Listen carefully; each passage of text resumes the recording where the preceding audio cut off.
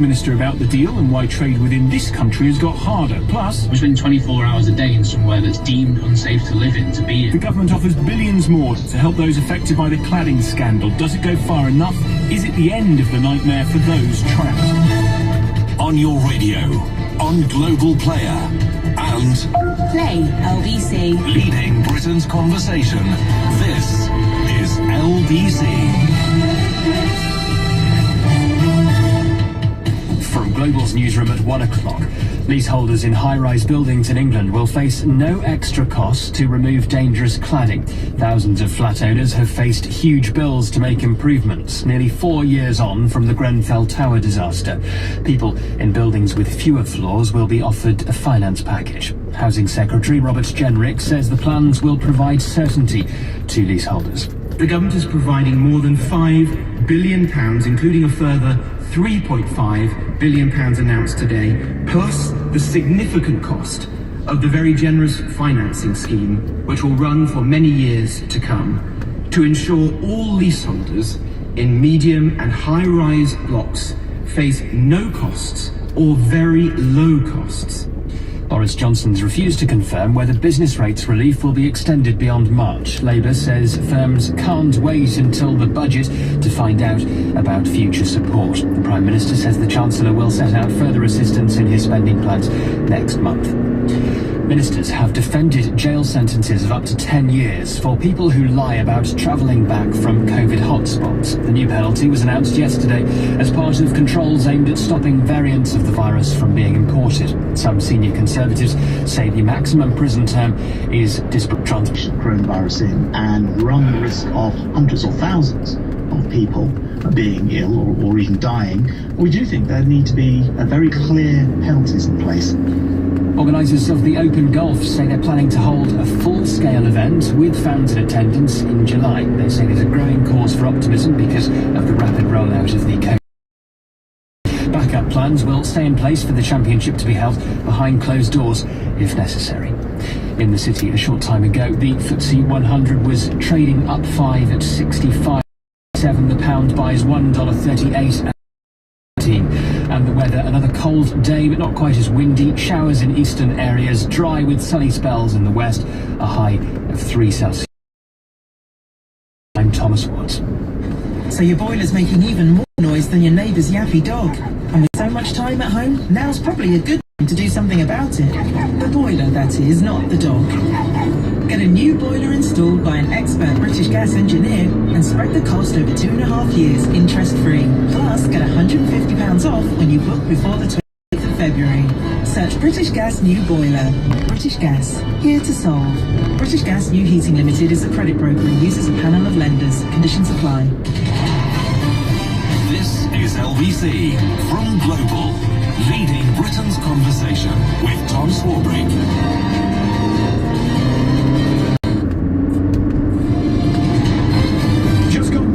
Afternoon to you, Tom Swarbrick in for Sheila Fogarty this afternoon on LBC. Well,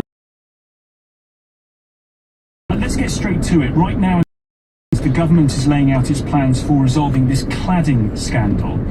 If you've been following this, as many of you are, millions of people, mostly flat owners, who have been left trapped in unsellable, unsafe accommodation. They're facing costs running into the tens of thousands to replace the cladding on their buildings, something which, of course, post-Grenfell, the law now requires the cladding to be safe. This is a highly politically charged debate.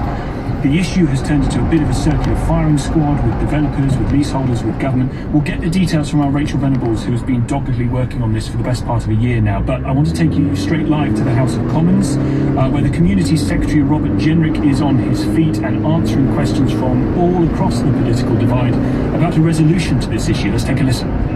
Against developers, manufacturers, local building control or national regulators can be finalised. Thank you. I praise my honourable friend for his determined campaigning on this issue, which I think everybody in this House has recognised over many years and for which many leaseholders will no doubt be grateful.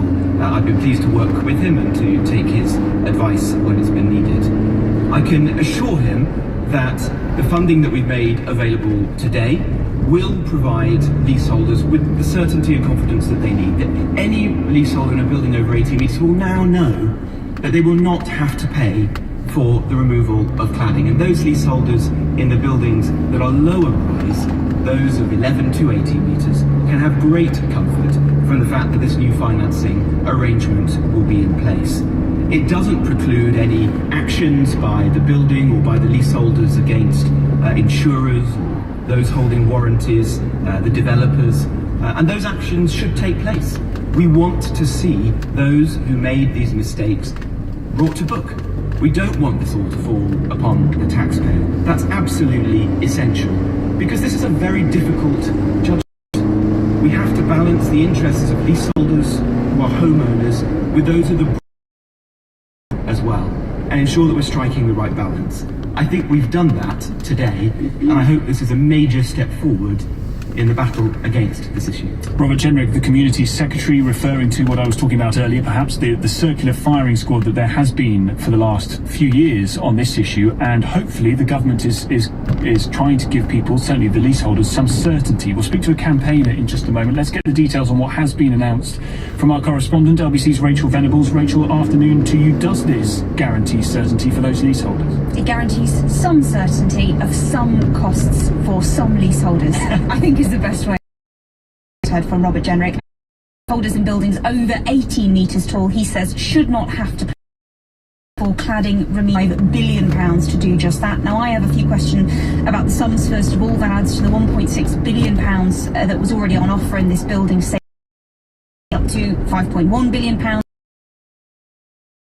Buildings that high, it was going to cost around £15 billion. So there is a roughly £10 billion gap there. We have also heard about a developer's levy, which will recoup some of the costs. They want to apply that to companies in the future when they seek permission to build certain high-rise buildings. So some of the costs of that could go back to the government. And he's also announcing a new tax, which he says will be imposed on residential property development sector from 2022, which he expects will raise £2 billion over a decade.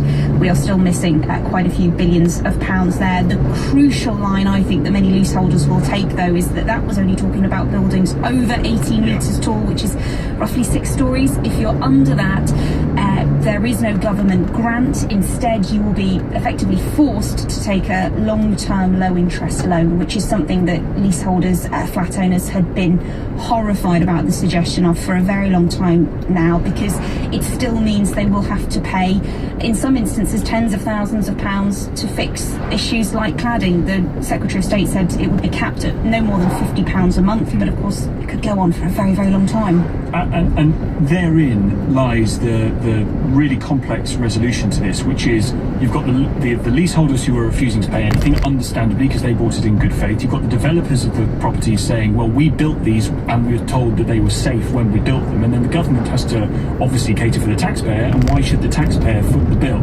So it sounds like there's a bit of, they've split it up, they've carved it up, so the taxpayer pays some, the developers will pay others, and some leaseholders will unfortunately have to contribute to the cladding being made safe. Absolutely, but it's not just the cladding, and I think another really important point is that with the cladding crisis, we have discovered a plethora of other fire safety defects that are also exceptionally expensive, and as far as I can make out, there was nothing in Robert Jenrick's statement that talked to other issues. So, for example, cavity barriers being missing from buildings, it can cost as much as cladding remediation to replace something like that. There are so many buildings out there which don't have this, due either to, well, I think largely faults of possibly developers or at some point when the building was put up.